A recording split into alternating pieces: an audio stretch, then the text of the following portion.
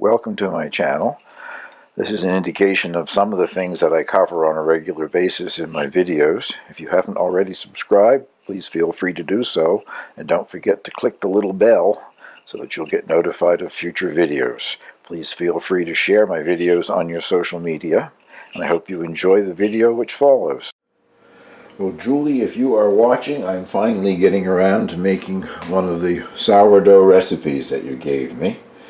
Julie's one of my subscribers, and she sent me a few recipes that she uses her sourdough starter in. I'm just using my own sourdoughs. She gives a method of how she produces hers, but I'm afraid I haven't had the time to do that. I'm just using what I have myself here. And one of the optional ingredients toward the end of the recipe, I'll put the recipe below the video as usual, is a half a cup of either pecans or walnuts. Well, don't have either, but I have been shelling out the last of last year's hazelnut crop. They're smaller, as you can see, than commercially purchased hazelnuts. Probably, I don't know, 2/3 the size of what you would buy in the store, but they're very good, and that's the last of last year's. And right now the hazelnut tree is in bloom with the male catkins, and we're getting some nice dry weather, so hopefully they're getting pollinated and we'll have even a bigger crop this year. I'm just going to whiz them briefly in this thing here if I can get it to go.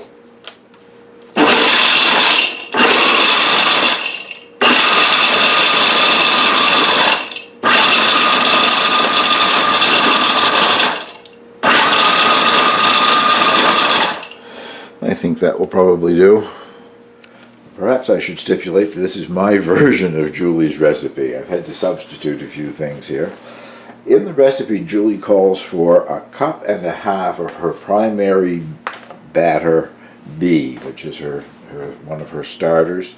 I'm just using 1.5 cups of my active starter, and what I'm using happens to be the multigrain one.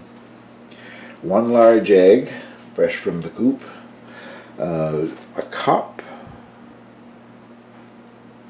A cup of mashed ripe bananas, and it says 2 bananas is about right for that.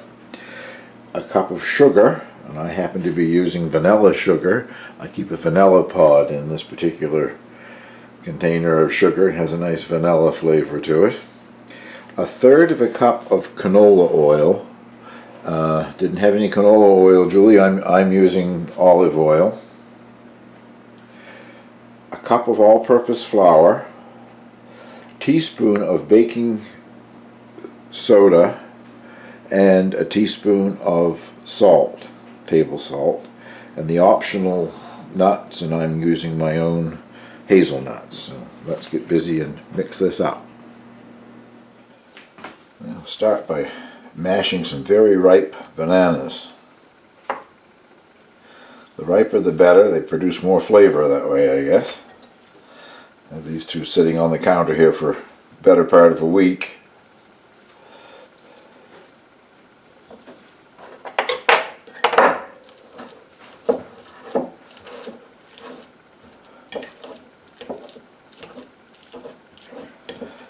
They smell very banana-y. That's my oven. Just reached temperature. I'm baking in a ceramic, no, not ceramic, Pyrex glass baking dish, so I've preheated the oven to 325. Julie gives instructions of what temperatures to use. Well, I think that's my bananas ready. I'll combine the flour and the salt and the baking soda. Those ready to add later on.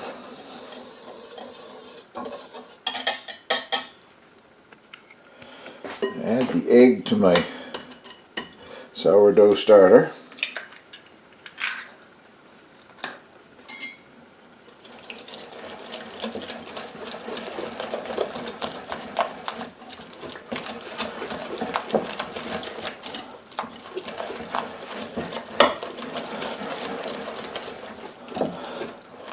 Well, that's loosened it up quite a bit.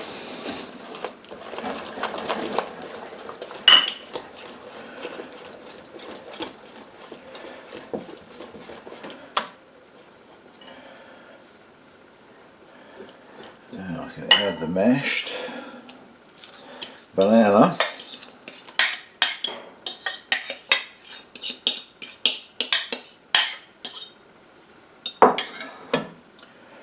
And the oil.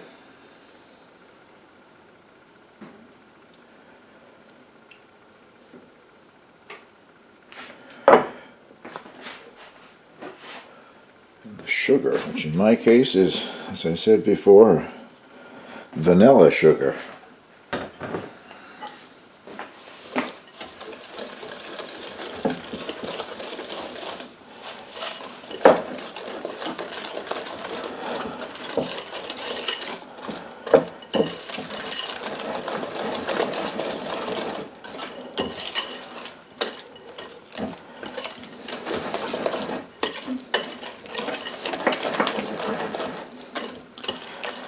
Now, the flour gets added. Flour, which has already been mixed with the baking soda and the salt.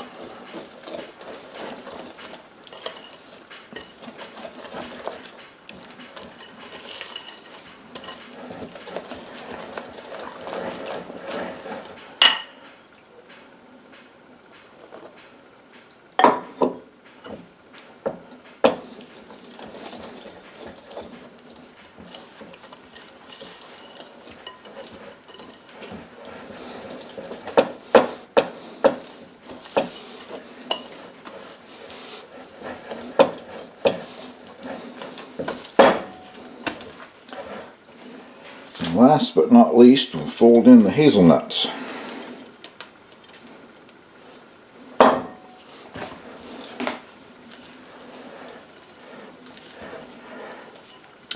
I did just lick a bit of it off my finger and it tastes very good. Good what? Well, you just heard something say good what? That was Siri, the thing on the iPhone. I've got my iPhone in my pocket and somehow I've turned on Siri.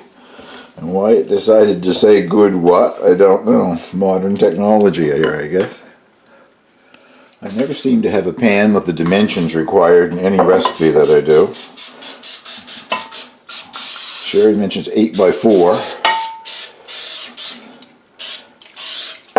And this one happens to be 9 by 5, I think. But it's going to have to do.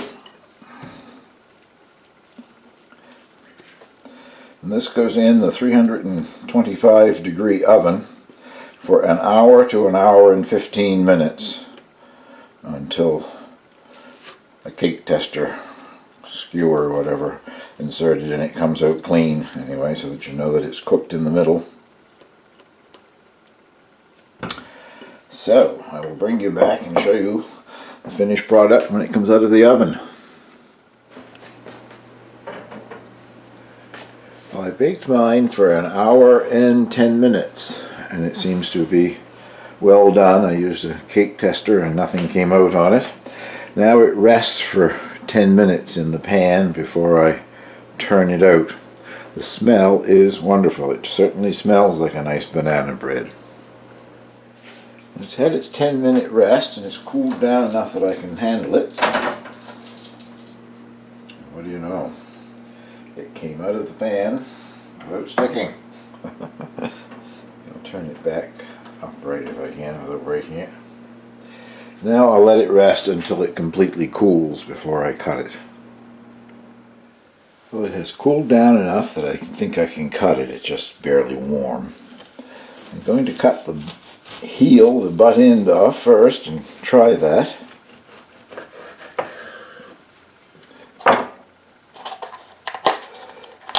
Try it with a little Irish butter, Kerrygold. I don't buy it that often, it's quite expensive, but I love it. Such a nice yellow color and there's no additives, it's just the pure butter.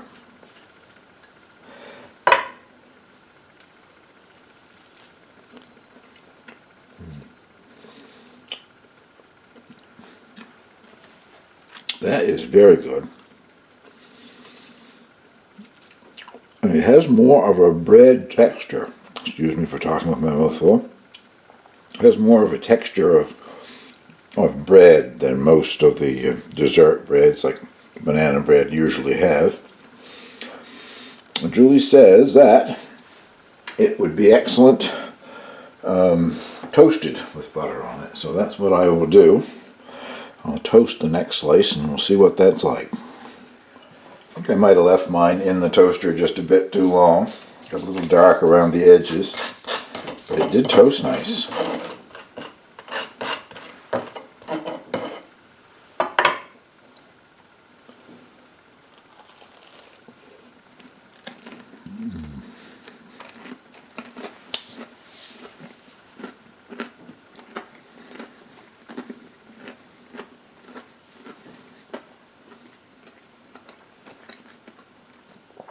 I couldn't speak with a mouthful of hot banana bread. But that tastes very good.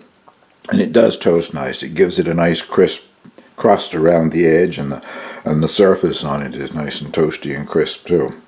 I really like this. Julie says that it freezes well. Might be the best thing to do with it, or I'll just keep eating it till it's gone. I hope you'll give this a try if you're using sourdough. I'll list the recipe down below. And I'll also put a link to my sourdough culture if you're interested in that. Well, thank you very much for watching.